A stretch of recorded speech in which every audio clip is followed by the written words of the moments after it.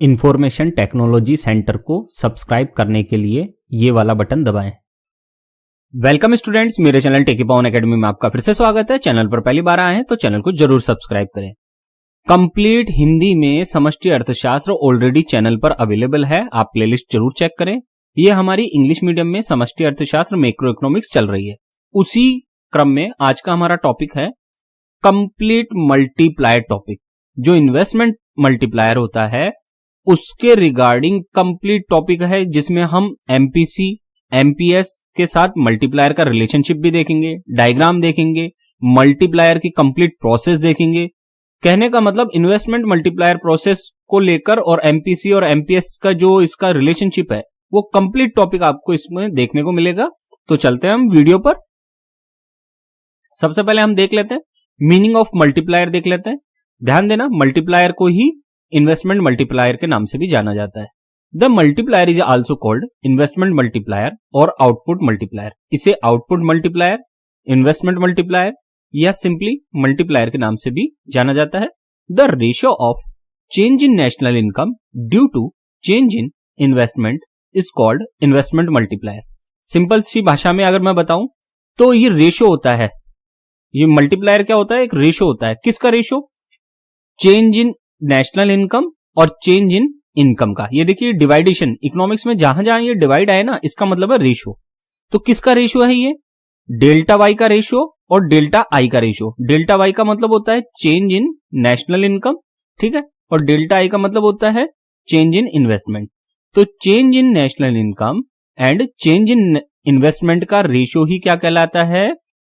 के मतलब मल्टीप्लायर। हम इसको के से शो करते हैं मल्टीप्लायर को, ठीक है।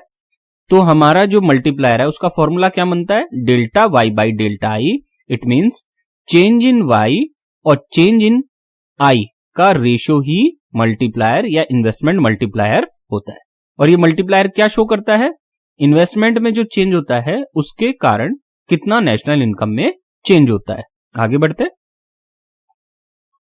अब देखते हैं हम आगे। देखिए relationship among multiplier MPC and MPS. हमने देखा कि इन्वेस्टमेंट मल्टीप्लायर क्या करता है? इन्वेस्टमेंट को हम चेंज करते हैं तो उसके कारण कितना नेशनल इनकम में चेंज होता है उसे मल्टीप्लायर या इन्वेस्टमेंट मल्टीप्लायर शो करता है। अब हम देखने जा रहे हैं question 1। Prove that the value of the multiplier is 1/1 minus MPC is equal to 1/एमपीसी एमपीएस। हमें यह शो करना है कि मल्टीप्लायर की वैल्यू 1/1 माइनस एमपीसी या 1/एमपीएस के बराबर होती है, इक्वल होती है। हम उसी को प्रूव करने की कोशिश कर रहे हैं। तो आप देखिए के का फॉर्मूला भी हमने देखा, मल्टीप्लायर का फॉर्मूला क्या होता है? Delta Y by delta I. अब हम जानते हैं क्या कि y is equal to C plus I होता है। Sir y is equal to C plus I कैसे होता है? तो देखिए इसके लिए हम जानते हैं S is equal to AD होता है, ठीक है।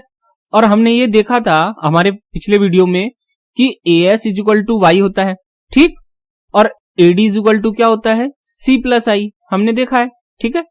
एग्रीगेट सप्लाई हमेशा नेशनल इनकम के बराबर होती है और एडी का टू सेक्टर इकोनॉमी में फॉर्मूला क्या होता है? सी प्लस आई।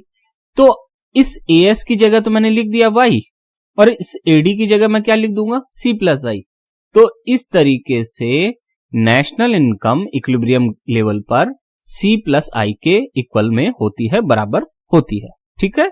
इस कारण से हमारा ये फॉर्मूला आया क्या कि y is equal to C plus I. अब जैसे y is equal to C plus I होता है, सेम उसी पैटर्न पे delta y is equal to होता है delta C plus delta I. C का मतलब कंजप्शन है, आई का मतलब इन्वेस्टमेंट है। तो ये डेल्टा सी का मतलब चेंज इन इन्वेस्टमेंट। ध्यान देना, जब भी डेल्टा आएगा, डेल्टा क्या बताता है? चेंज को। तो हम इसको कैसे रीड करते हैं? Change in consumption plus change in investment is known as change in national income, ठीक। अब ये है, हमने ये देखा, इसी फॉर्मूले से हम ये निकाल रहे हैं डेल्टा इज इक्वल टू क्या हो जाएगा? Delta Y minus delta C. किस फॉर्मूले से? इसी फॉर्मूले को जब हमने रीअरेंज किया तो डेल्टा आई की वैल्यू कितनी निकल के आ गई? Delta Y minus delta C, ठीक है। अब इस फॉर्मूले में ये नंबर 1 फॉर्मूला है, इसमें हम ये वाली वैल्यू रखेंगे नंबर 2 वाले फॉर्मूले के। तो k is equal to delta Y, फिर यहां डेल्टा आई है अब डेल्टा आई की जगह हम क्या रखने वाले हैं, ये वाली value delta Y minus delta C. तो मैंने ये उठा के वैल्यू लिख दी delta Y minus delta C. कहां से, इक्वेशन नंबर 2 से ये वैल्यू हमने यहां रख दी। तो इस तरह से हमारे पास मल्टीप्लायर क्या बन गया, मल्टीप्लायर बन गया हमारे पास k is equal to delta Y by delta Y minus C. ये हमारा मल्टीप्लायर बन गया है। ठीक है, अब हम करते हैं dividing the right part of the equation by delta Y. अब हम कंप्लीट जो राइट पार्ट है इक्वेशन का, ये सारा राइट पार्ट है, इस पूरी इक्वेशन को हम डिवाइड करेंगे किससे, डेल्टा वाई से। Dividing the right part of the equation by delta Y. अब हम पूरी इस इक्वेशन को, राइट पार्ट को, केवल राइट पार्ट के इस इक्वेशन को हम डेल्टा वाई से डिवाइड करेंगे। तो देखिए क्या हो जाएगा, delta Y divided by delta Y हो जाएगा, फिर ये delta Y divided by delta Y हो जाएगा, और ये डेल्टा सी डिवाइडेड बाय क्या हो जाएगा, डेल्टा वाई। ठीक है, अब हम जानते हैं डेल्टा वाई को डिवाइडेड बाय डेल्टा वाई करेंगे तो आंसर कितना आएगा, 1। इधर भी क्या हो जाएगा, 1, फिर माइनस का चिन्ह, ये माइनस का चिन्ह आ गया, और ये delta C by delta Y रह जाएगा। अब हम एक चीज और जानते हैं, हमने हमारे पिछले वीडियो में देखा था एमपीसी का क्या होता है इक्वेशन, एमपीसी का इक्वेशन होता है delta C by delta Y. MPC की इक्वेशन क्या होती है, delta C by delta Y इसका फॉर्मूला होता है। ठीक है, तो ये जो delta C by delta Y दिख रहा है उसकी जगह हम क्या लिख देंगे, एमपीसी। तो देखिए k is equal to 1/1 minus, और इसकी जगह हमने क्या लिख दी, एमपीसी। तो ये हमारे पास आंसर आ गया कि k is equal to 1/1 minus MPC होता है, ये हमने प्रूव कर दिया। अब हम एक चीज और जानते हैं कि MPC plus MPS is equal to 1 होता है। हमने ये पिछले वीडियो में देखे हैं कि MPC plus MPS is equal to क्या होता है, 1। Marginal propensity to consume plus marginal propensity to saving is equal to 1 होता है। तो एमपीएस इज इक्वल टू क्या हो जाएगा, 1 माइनस एमपीसी। ध्यान दें, एमपीएस इज इक्वल टू क्या हो जाएगा, 1 माइनस एमपीसी। तो 1 माइनस एमपीसी की जगह हम क्या लिख देंगे, एमपीएस। ध्यान देना, 1 माइनस एमपीसी है ये रहा, इसकी जगह हम क्या लिखने वाले हैं, एमपीएस। तो यहाँ हमारे पास फॉर्मूला आ जाएगा k इज इक्वल टू 1 1, और 1 माइनस एमपीसी की जगह हमने क्या लिख दिया, एमपीएस। तो यहाँ आ गया answer k is equal to 1/एमपीएस। तो हमने प्रूव कर दिया कि k is equal to 1/1 minus MPC भी होता है, और k इज इक्वल टू 1/एमपीएस भी होता है। ठीक, ये पार्ट हुआ एक। अब आगे बढ़ते हैं, अब आगे देखते हैं हम relationship between multiplier and MPC. अब हम देखने वाले हैं एमपीसी और मल्टीप्लायर में, इन्वेस्टमेंट मल्टीप्लायर में क्या रिलेशनशिप है। तो देखिए, the value of MPC range from 0 to 1। हम सभी जानते हैं कि हमने पिछले अपने चैप्टर्स में देखा था कि 0 less than equal to MPC less than equal to 1 होता है। इसी तरह 0 less than equal to MPS less than equal to 1 होता है। इट मींस एमपीसी हो या एमपीएस हो, दोनों की ही वैल्यू 0 से लेकर 0 टू कहां होती है, 0 to 1 तक हो सकती है एमपीसी और एमपीएस की वैल्यू। मिनिमम वैल्यू क्या होगी, 0, और मैक्सिमम वैल्यू 1। तो देखते हैं case 1, if MPC is equal to 0 then सबसे मिनिमम वैल्यू कितनी है एमपीसी की, 0। तो हमने एक सैंपल लिया, if MPC is equal to 0 then k is equal to 1/1 minus MPC. तो 1/1 minus 0 is equal to 1/1 is equal to 1। तो कितना आंसर आया मल्टीप्लायर का, 1। कब, जब एमपीसी 0 थी तो मल्टीप्लायर का आंसर आया 1। अब केस 2 देख लेते हैं, एमपीसी इज इक्वल टू 1 रख के 1/1 माइनस किया, तो 1/1 माइनस 1 इज इक्वल टू 1/0, और 0 का किसी भी संख्या में नंबर्स में भाग दिया जाए तो आंसर क्या आता है, इनफिनिट। 1 को जब डिवाइड करेंगे 0 से तो आंसर आएगा इनफिनिट। तो कंक्लूजन क्या निकला, कंक्लूजन निकला कि जब एमपीसी 0 से बढ़कर 0 से इंक्रीज होकर क्या हुई, 1। ठीक है, एमपीसी जब 0 से इंक्रीज होकर 1 होती है तो इन्वेस्टमेंट मल्टीप्लायर 1 से इंक्रीज होकर कितना हो जाता है, इनफिनिट। इनफिनिट हो गया ये। तो आप देख सकते हैं कि यहां एमपीसी इंक्रीज हुई तो मल्टीप्लायर भी इंक्रीज हो गया। इट मींस अगर एमपीसी को हम डिक्रीज करेंगे तो मल्टीप्लायर भी क्या हो जाएगा, डिक्रीज। तो इसी को पॉजिटिव रिलेशनशिप कहते हैं। जब दोनों वेरिएबल सेम डायरेक्शन में हो तो उसे हम पॉजिटिव रिलेशनशिप कहते हैं। ठीक है, तो कंक्लूजन आ गया हमारा, multiplier and MPC have a positive relationship the value of the multiplier range from 1 to infinite. तो मल्टीप्लायर की वैल्यू कहां से कहां तक होगी? मल्टीप्लायर की वैल्यू हमेशा 1 टू इन्फिनाइट तक हो सकती है। 1 टू इन्फिनाइट तक हो सकती है। 1 से लेकर कहां तक हो सकती है? इन्फिनाइट तक मल्टीप्लायर की वैल्यू। अब आगे बढ़ते हैं। अब आगे देखते हैं relationship between multiplier and MPS. अब क्या हम एमपीएस से इसका रिलेशनशिप देखने वाले हैं। The value of MPS range from 0 to 1। अभी अभी हमने बताया था एमपीएस की वैल्यू कहां से कहां तक हो सकती है? 0 से लेकर 1 तक। तो केस नंबर 1 देख लेते हैं। If MPS is equal to 0 then K is equal to 1 upon MPS is equal to 1 upon 0। तो आंसर कितना आया? इन्फिनाइट। ठीक, ऐसे ही केस 2 देख लेते हैं। If MPS is equal to 1 then फॉर्मूले में K is equal to 1 upon MPS हमारा फॉर्मूला है, तो 1 डिवाइडेड बाय 1 किया तो आंसर कितना आया? 1। अब यहां देख रहे हैं, अब यहां क्या हुआ? एमपीएस 0 से इंक्रीज होके 1 हुई है, ठीक है, लेकिन मल्टीप्लायर की वैल्यू इन्फिनाइट से घटकर डिक्रीज होकर कितनी हो गई है? 1। कंक्लूजन क्या निकला? Multiplier and MPS have a negative relationship. Negative relationship मतलब कि एमपीएस इंक्रीज होगा तो मल्टीप्लायर डिक्रीज होगा, और अगर एमपीएस डिक्रीज होगा तो मल्टीप्लायर इंक्रीज होगा। That is the negative relationship. The value of the multiplier range from 1 to infinite. जैसा कि मैंने बताया मल्टीप्लायर की वैल्यू हमेशा कहां से कहां तक होती है? मल्टीप्लायर की वैल्यू हमेशा 0 टू इन्फिनाइट होती है। ठीक है, अब आगे बढ़ते हैं। ये हमने रिलेशनशिप देख लिया। अब हम आते हैं मल्टीप्लायर प्रोसेस पे या इन्वेस्टमेंट मल्टीप्लायर की कंप्लीट प्रोसेस पे। As a result of an inverse increase in investment the manifold increase in the national income in known as multiplier process. आपने जब इन्वेस्टमेंट में इंक्रीज किया, कितना भी इंक्रीज किया हो आपने, किसी भी अमाउंट से इंक्रीज किया इन्वेस्टमेंट को, तो उसका कई गुणा, मैनी फोल्ड टाइम्स, कई टाइम्स उसका नेशनल इनकम इंक्रीज हो जाता है। इसी को मल्टीप्लायर प्रोसेस या नेशनल इनकम की मल्टीप्लायर प्रोसेस या इन्वेस्टमेंट मल्टीप्लायर की प्रोसेस कहते हैं। जब हम ये कहते हैं कि क्या कि इन्वेस्टमेंट को हमने 100 रुपीज से इंक्रीज किया, तो नेशनल इनकम में 100 रुपीज से इंक्रीमेंट नहीं होगा, बल्कि हो सकता है वो 500 हो जाए, हो सकता है वो 200 हो जाए, वो हो सकता है 150 हो जाए, कितना भी हो सकता है। वो डिपेंड किस पे करता है? मल्टीप्लायर पे। मल्टीप्लायर ही वो एलिमेंट है जिससे ये पता चलता है कि इन्वेस्टमेंट में कितना इंक्रीज करने से कितने टाइम्स हमारी मल्टीप्लाई हो जाएगी नेशनल इनकम। ठीक है, अभी इसको हम देखेंगे completely.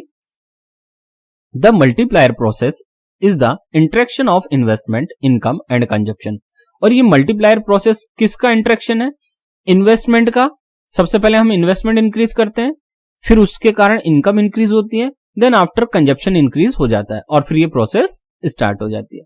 N increase in investment leads to increase in aggregate demand resulting in an increase in national income. हम सभी जानते हैं इन्वेस्टमेंट को अगर इंक्रीज करेंगे तो क्या होगा? एग्रीगेट डिमांड भी इंक्रीज होगी। क्यों होगी सर? क्योंकि एडी इज इक्वल टू होता है सी प्लस आई।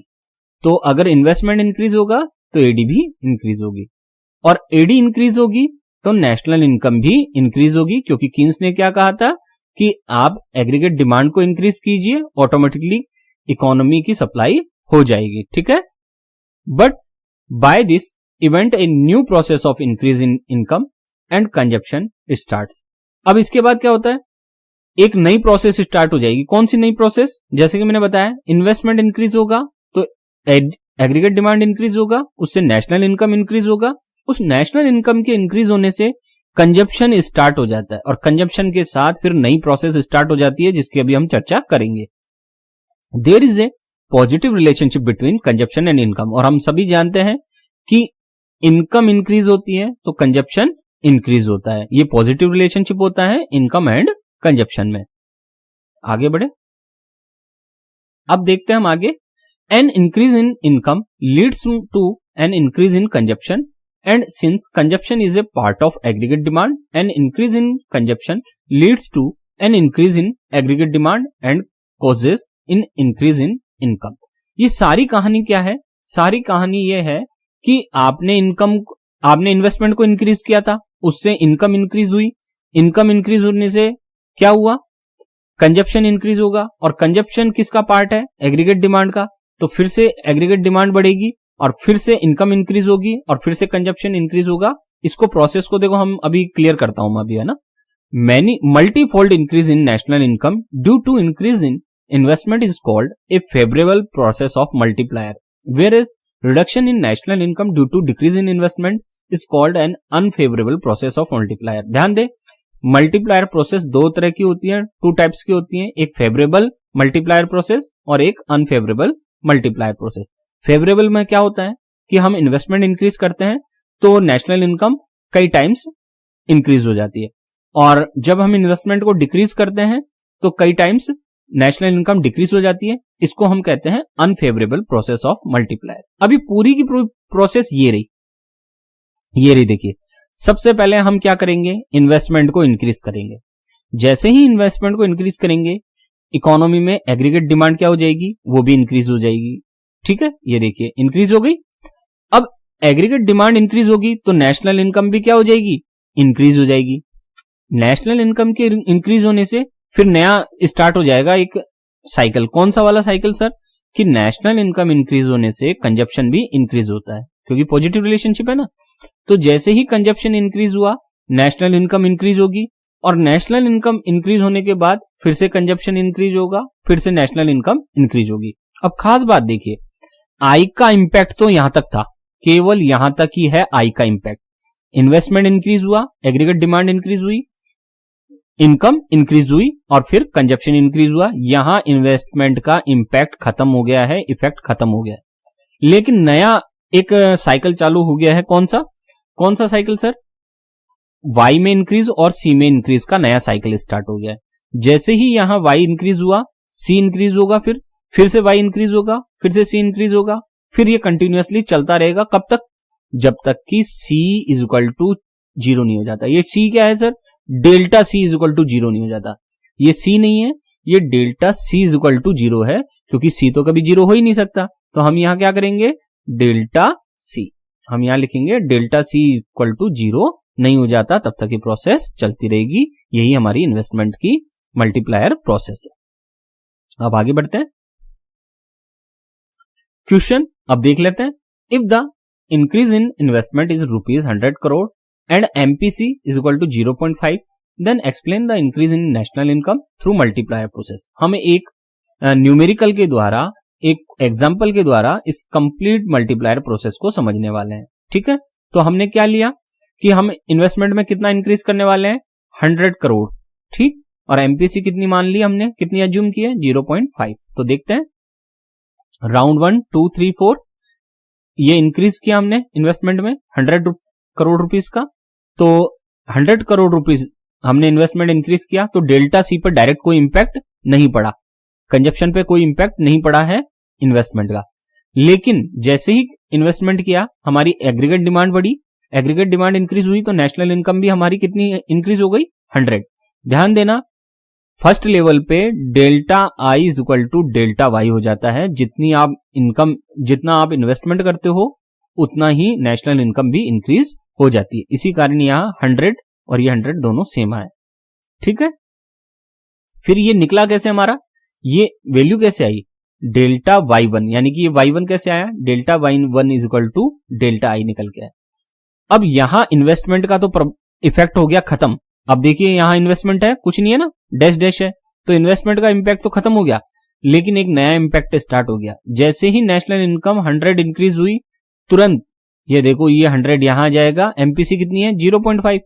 0.5 को 100 से मल्टीप्लाई करेंगे तो कंजप्शन कितना इंक्रीज होगा? 50 रुपीज। और कंजप्शन 50 रुपीज इंक्रीज होगा तो क्या होगा? नेशनल इनकम भी 50 रुपीज इंक्रीज हो जाएगी, क्योंकि हमने बताया था ना कि कंजप्शन किसका है? पार्ट एडी का। कंजप्शन इंक्रीज होगा तो एडी भी इंक्रीज होगी, और एडी इंक्रीज होगी तो नेशनल इनकम भी इंक्रीज होगी। इसी तरह से तो ये 100 यहां आया। जैसे ही 100 रुपीज की इनकम इंक्रीज हुई, एमपीसी 0.5 होने के कारण कंजप्शन 50 रुपीज इंक्रीज हुआ, जिससे नेशनल इनकम 50 रुपीज इंक्रीज हुई। फिर जैसे ही नेशनल इनकम 50 रुपीज इंक्रीज हुई, फिर से ये 50 रुपीज को हमने 0.5 से मल्टीप्लाई किया तो कंजप्शन कितना इंक्रीज हुआ? 25 रुपीज। ठीक, उससे नेशनल इनकम कितनी इंक्रीज हुई? 25 रुपीज। फिर ये 25 इधर आ जाएगी और ये फिर 12.5 इंक्रीज होगा कंजप्शन और नेशनल इनकम भी 12.5। इस तरह से ये प्रोसेस चलती रहती है until delta C becomes zero. जब तक कि डेल्टा सी की वैल्यू जीरो नहीं हो जाती तब तक ये प्रोसेस चलती रहेगी। एंड में delta C is equal to 100 हो जाएगा इस केस में, और delta Y is equal to कितना हो जाएगा 200। ये हमारी प्रोसेस निकालने का तरीका है। अब बात ये आती है कि ये आंसर कैसे आए। अब इस आंसर को निकालने के दो तरीके हैं, एक तो प्योर मैथमेटिक्स में है और एक इकोनॉमिक्स में है। तो हम दोनों तरीकों को समझ लेते हैं, ठीक है। तो देखिए क्लैरिफिकेशन फ्रॉम टेबल। हमने देखा अभी टेबल में डेल्टा वाई वन कैसे आया था, डेल्टा आई के बराबर था, इक्वल था। डेल्टा वाई टू कैसे आया, बी, यहां बी क्या है, B is equal to MPC है, ठीक है। एमपीसी इंटू डेल्टा आई करके आया था। और डेल्टा वाई थ्री कैसे आया था, एमपीसी का स्क्वायर इंटू डेल्टा आई। और डेल्टा वाई फोर कैसे आया, एमपीसी का क्यूब इंटू डेल्टा आई। इस तरीके से आया। तो हमारी वैल्यू क्या आई, delta Y is equal to, अगर हम इन सबको जोड़ें तो डेल्टा वाई निकल के आ जाएगा, इन सबको जोड़ेंगे तो डेल्टा वाई क्या होगी, delta Y one plus delta Y two plus delta Y three plus delta Y four plus plus dot delta Y N, यानी कि एन नंबर तक की डेल्टा वाई को हम एडिशन कर रहे हैं। अब delta Y is equal to क्या हुआ, डेल्टा वाई वन का वैल्यू कितना है, हमने देखा ना अभी अभी, delta Y one is equal to है डेल्टा आई। तो हमने यहां डेल्टा वाई वन की जगह लिख दिया डेल्टा आई। फिर डेल्टा वाई टू की वैल्यू क्या है, बी इंटू डेल्टा आई, तो हमने यहां लिख दिया बी इंटू डेल्टा आई।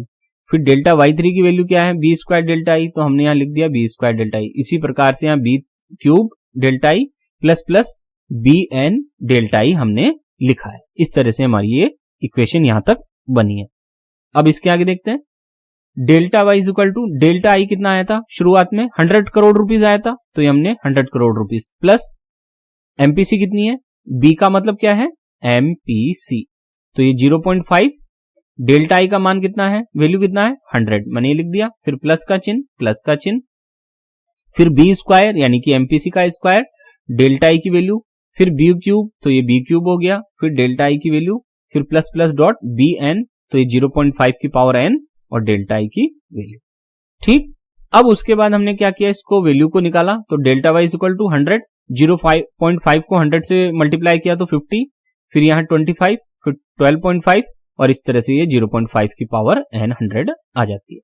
अब ये मैथमेटिक्स में this is infinite geometric series, ये इन्फिनाइट ज्योमेट्रिक सीरीज के नाम से जाना जाता है। आपने 10th क्लास में पढ़ा होगा इन्फिनाइट ज्योमेट्रिक सीरीज, ये उसके बेस पे है। The formula for the sum of infinite geometric series. अब ज्योमेट्रिक सीरीज में जो फॉर्मूला होता है इन्फिनाइट का एडिशन वाला, वो ये होता है, कौन सा फॉर्मूला, ये S infinite is equal to A divided by 1 minus R. A क्या होता है, फर्स्ट वैल्यू, जो कितनी है यहाँ पे, फर्स्ट वैल्यू कितनी है 100, और आर क्या होता है रिजर्व। तो यहां इसका डिफरेंस जो क्या है, ये किस रफ्तार से इंक्रीज हो रहा है, इसकी स्पीड क्या है 0.5 0.5 0.5। इस कारण से यहां एमपीसी की वैल्यू हमने यहां क्या रख दी थी 0.5, तो यहां जो इसकी स्पीड है इंक्रीज होने की वो भी 0.5 है, ये आर बता रहा है। तो अब वैल्यूज पुटअप करो, ए की वैल्यू 100, 1 माइनस आर यानी कि 0.5, तो ये वैल्यू कितनी निकल के आई 200, ठीक है। तो क्या निकल के आया है हमारे पास, ये डेल्टा वाई आ गया। Hence the increase in investment, हमने इन्वेस्टमेंट में कितना इंक्रीज किया 100 करोड़, तो नेशनल इनकम में कितना इंक्रीज हुआ 200 करोड़। ध्यान देना, इन्वेस्टमेंट में हमने 100 करोड़ इंक्रीज किए थे, तो नेशनल इनकम में कितना इंक्रीमेंट हुआ है 200 करोड़। इस तरीके से हमारे पास आंसर आया। अब खास बात आपने भी देखा होगा कि अभी अभी हमने देखा था delta Y is equal to क्या होता है delta C plus delta I. तो हमारे पास डेल्टा सी निकालना हो तो कितना आएगा, delta Y is equal to अभी अभी 200 करोड़ निकाले हमने, ठीक है। फिर डेल्टा सी, डेल्टा आई कितना रखा है हमने 100 करोड़ रुपीस, तो delta C is equal to कितना हो जाएगा 200 minus 100 is equal to 100 crore. तो इस तरीके से डेल्टा सी का वैल्यू भी 100 करोड़ है, इन्वेस्टमेंट भी 100 करोड़ है, और इन दोनों का एडिशन हो जाता है। इस कारण से डेल्टा वाई की वैल्यू 200 करोड़ रुपीस आती है, ठीक। अब इसी को हम इकोनॉमिक्स में देख लेते हैं। Estimation of increase in national income from the relationship between multiplier and MPC. तो अब हम एमपीसी और मल्टीप्लायर से इसकी वैल्यू निकालेंगे। एमपीसी की वैल्यू कितनी है 0.5, डेल्टा आई कितना है 100, तो वैल्यू निकालो मल्टीप्लायर की, k is equal to 1/1 minus MPC, 1/1 minus 0.5, 1/0.5 is equal to answer कितना आया 2। मल्टीप्लायर का आंसर कितना आया, k इज इक्वल टू 2। अब मल्टीप्लायर का ये एक और फॉर्मूला होता है। मल्टीप्लायर के 3 फॉर्मूले होते हैं, एक तो एमपीसी पे बेस्ड, एक एमपीएस पे और एक इसका इन्वेस्टमेंट पे बेस्ड। तो ये रहा formula, k is equal to delta Y by delta I. k का वैल्यू कितना आया 2, तो मैंने यहां 2 लिख दिया। डेल्टा वाई, डेल्टा आई की वैल्यू कितनी है 100, तो 100 लिखा। अब ये 100 उधर जाएगा तो मल्टीप्लाई हो जाएगा, तो 200 बन जाएगा। तो इस तरह से हमारे पास आंसर आ गया, national income delta Y is equal to 200। ये चेंज इन नेशनल इनकम आ गई हमारे पास 200 crore rupees. Hence the increase in investment by 100 crore rupees resulted in an increase in income delta Y is equal to 200 crore rupees. तो इस तरह से हमने ये देखा इकोनॉमिक्स में कैसे मल्टीप्लायर प्रोसेस का आंसर निकाला जाता है। अब हम आगे बढ़ते हैं इसके डायग्राम की ओर। तो देखिए, the equilibrium of economy reach from E to E1 point due to the multiplier process. हम सभी जानते हैं, आपने मेरे इक्विलिब्रियम वाले पॉइंट्स देखे होंगे। हमने ये कर्व ऐसे बनाया, y is equal to AS, ठीक है। ये हमने AD लिया था, ये हमारा AD हो गया था, ठीक, जो कि C प्लस आई है। हमने कहा, माना इन्वेस्टमेंट इंक्रीज हो जाता है, तो इन्वेस्टमेंट इंक्रीज होने के कारण ये क्या हो जाएगा, AD1 is equal to C plus I plus delta I. यहां प्लस डेल्टा आई क्यों लिखा, क्योंकि इन्वेस्टमेंट इंक्रीज हुआ है ना, इसलिए प्लस डेल्टा आई लिखा। तो पहले इक्विलिब्रियम हमारे यहाँ ई पॉइंट पे था और हमारी नेशनल इनकम वाई थी। अब इक्विलिब्रियम कहां हो जाएगा, यहाँ पे E1 पॉइंट पे, और नेशनल इनकम कितनी हो जाएगी Y1। अब हम ये तो जानते हैं कि नेशनल इनकम OY से बढ़कर इंक्रीज होकर OY1 हो गई है। हम ये भी जानते हैं कि हम E से E1 पॉइंट पर पहुंच गए, लेकिन कैसे पहुंचे इसका आंसर देने के लिए ही मल्टीप्लायर प्रोसेस यूज की जाती है। तो देखिए, ये हमारा AD कर्व है, AD is equal to C plus I. फिर उसके बाद ये हमारा Y is equal to AS curve हो गया। हमने AD is equal to C plus I ली थी और हमने इन्वेस्टमेंट में कितना इंक्रीज किया, 100 करोड़ रुपीस का। तो ये जैसे 100 करोड़ रुपीस इंक्रीज किया तो ये AD इंक्रीज होके क्या बन गई है, AD1।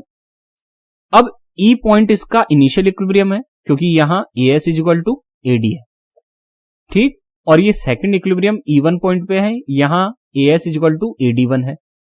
अब बात आती है E से E1 पॉइंट पे हम कैसे पहुंचे। तो जैसे ही हमने इन्वेस्टमेंट में 100 रुपीस का इंक्रीमेंट किया तो हुआ क्या, नेशनल इनकम में भी 100 रुपीस की इंक्रीज हो गई, ठीक। नेशनल इनकम हॉरिजॉन्टल एक्सिस पे है, जबकि इन्वेस्टमेंट वर्टिकल एक्सिस पे है, इसलिए मैंने ये वाली लाइन इन्वेस्टमेंट को शो करेगी और ये वाली line increase in national income show कर रही है, ठीक है। तो इन्वेस्टमेंट में 100 करोड़ रुपीस का इन्वेस्टमेंट हमने बढ़ाया, तो नेशनल इनकम कितनी बढ़ी, 100 करोड़ रुपीस, ठीक। उससे क्या होगा, फिर से जैसे नेशनल इनकम इंक्रीज होगी, डायरेक्ट ये देखो आप, डेल्टा C इक्वल टू 50, यानी कि यहां से यहां तक जो नेशनल इनकम बढ़ेगी, ये बढ़ा है AD, वो किस कारण से बढ़ा है, डेल्टा C के कारण। तो फिर से नेशनल इनकम बढ़ेगी, फिर हम इधर जाएंगे, फिर इनकम बढ़ेगी, कंजप्शन बढ़ेगा, फिर इनकम बढ़ेगी। तो ये देखो हुआ क्या, पहले हमने इन्वेस्टमेंट इंक्रीज किया, उससे AD इंक्रीज हुई, AD इंक्रीज होने से Y इंक्रीज हुई, इन्वेस्टमेंट का इंपैक्ट यहीं पे फिनिश हो गया। लेकिन जैसे ही इनकम इंक्रीज होती है तो क्या होता है, कंजप्शन भी इंक्रीज होता है, कंजप्शन इंक्रीज होता है तो फिर से AD इंक्रीज होती है, और AD इंक्रीज होने से फिर से इनकम इंक्रीज होती है।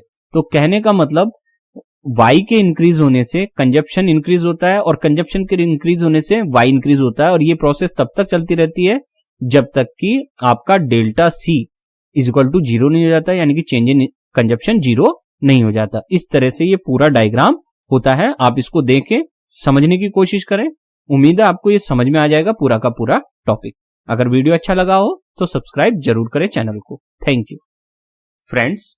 अगर मेरे चैनल पर किसी वीडियो को आप ढूंढना चाहते हैं तो उसको कैसे ढूंढेंगे, आप youtube.com पे जाके इंफॉर्मेशन टेक्नोलॉजी सेंटर टाइप करें। जैसे ही ये टाइप करेंगे आपके पास इस तरह से ये चैनल खुलकर आ जाएंगे, ठीक है। ये मेरे चैनल का लोगो है, आप यहां क्लिक कर सकते हैं या नाम पर क्लिक कर सकते हैं, कहीं पर भी क्लिक करें। जैसे मैंने क्लिक किया तो ये मेरा चैनल खुल जाएगा, और यहां आ जाना है प्लेलिस्ट वाले सेक्शन में। आपको प्लेलिस्ट वाले सेक्शन में अगर नीचे की साइड में आएंगे ना, तो ये आपको मल्टीपल प्लेलिस्ट मिलेगी। आप मोबाइल में यूज करें या कंप्यूटर में, दोनों ही जगह पहले क्रिएटेड प्लेलिस्ट आती है, फिर उसके बाद मल्टीपल प्लेलिस्ट आती है। तो नेशनल पेंशन स्कीम के लिए इस प्लेलिस्ट पर क्लिक करना है। इसमें 97 वीडियोज हैं, आप देख सकते हैं। शेयर मार्केट अगर आपको सीखना हो तो इस प्लेलिस्ट पे क्लिक करेंगे, व्यू प्लेलिस्ट, तो यहाँ 36 वीडियो है।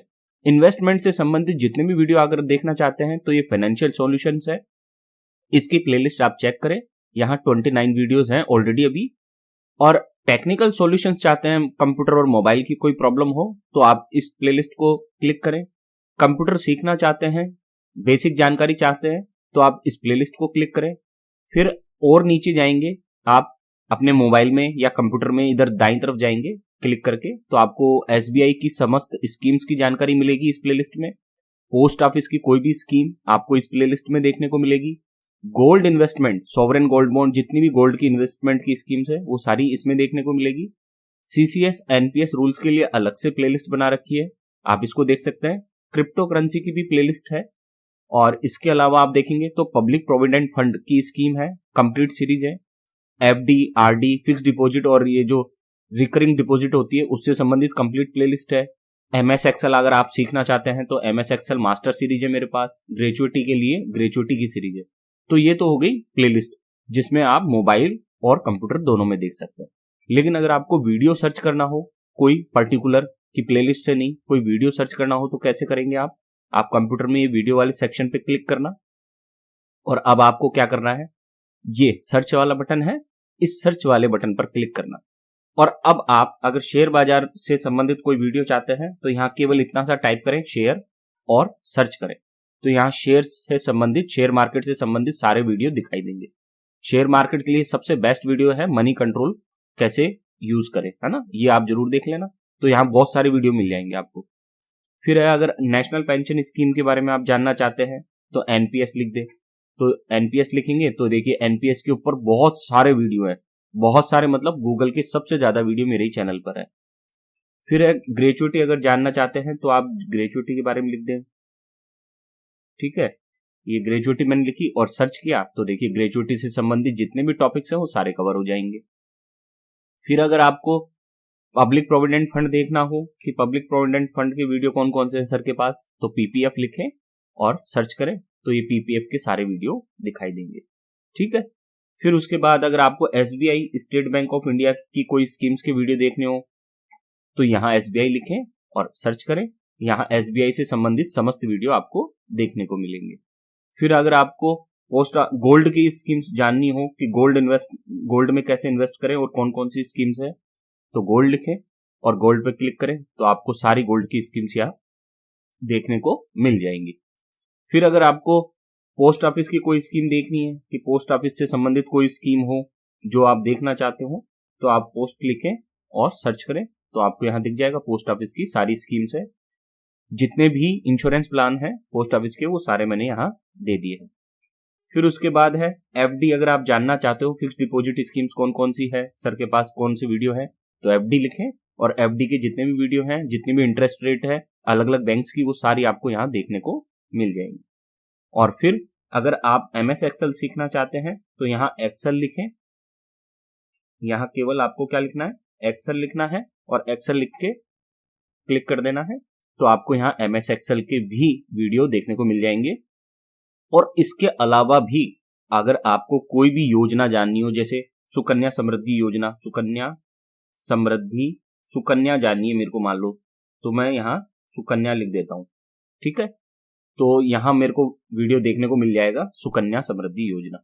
तो जो भी योजना या जो भी आपके मन में हो कि मुझे इस चीज से संबंधित कोई टॉपिक सर के चैनल पर है, तो आप यहाँ वो टॉपिक लिख दें, आपको उससे संबंधित वीडियो मिल जाएगा जहां तक संभावना है।